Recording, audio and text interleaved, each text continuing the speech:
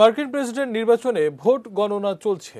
New York টাইমসের সর্বশেষ তথ্য অনুযায়ী এ পর্যন্ত ডেমোক্র্যাট প্রার্থী জো বাইডেন পেয়েছেন 227টি electoral vote, Republican Donald Trump পেয়েছেন 213টি।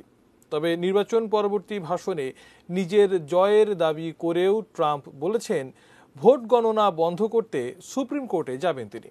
অবশ্য কেন তার এই সিদ্ধান্ত সেটি পরিষ্কার করেননি। রিপাবলিকান প্রার্থী ডোনাল্ড ট্রাম্প 19টি অঙ্গরাজ্যে জয় পাবেন বলে পূর্বাভাস দিচ্ছেন বিশ্লেষকরা।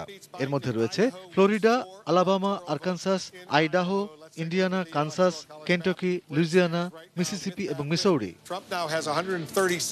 এছাড়াও ট্রাম্প আগে জেতা যেসব রাজ্য ধরে রাখতে পারেন সেগুলো হচ্ছে Nebraska, North Dakota, Ohio, Oklahoma, South Carolina, South Dakota, Tennessee, Utah, West Virginia এবং ওয়াইওমিং। ডেমোক্র্যাট প্রার্থী জো বাইডেন জিতেছেন ক্যালিফোর্নিয়ায়, যেখানে রয়েছে 55টি ইলেকটোরাল কলেজ ভোট। এছাড়াও ওয়াশিংটন ডিসি, ভারমন্ট, ডেলাওয়্যার এবং ম্যারিল্যান্ডে জয় পাচ্ছেন তিনি। এছাড়াও Massachusetts, New Jersey, New York, Connecticut, Colorado, new Mexico, new Hampshire, Illinois, ওরেগন, Virginia এবং ওয়াশিংটনে জিতেছেন বাইডেন। ফলাফল প্রকাশ শুরু হওয়ার পর দেয়া এক ভাষণে জো বাইডেন বলেন, আমরা জয়ের পথে রয়েছি বলে বিশ্বাস করি, তবে সব ভোট গণনা শেষ না হওয়া পর্যন্ত সমর্থকদের ধৈর্য ধরে অপেক্ষা করার আহ্বান জানান তিনি। অন্যদিকে হোয়াইট হাউস থেকে দেয়া এক ভাষণে ট্রাম্প বলেন, ভোট গণনা বন্ধ করতে তিনি সুপ্রিম কোর্টে যাবেন।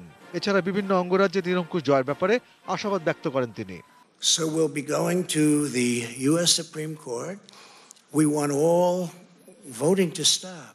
মোট ইলেকটোরাল ভোটের সংখ্যা 538টি।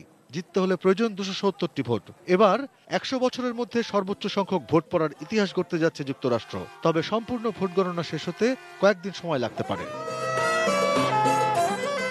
অর্পণ Maitra, desk report, ATN news.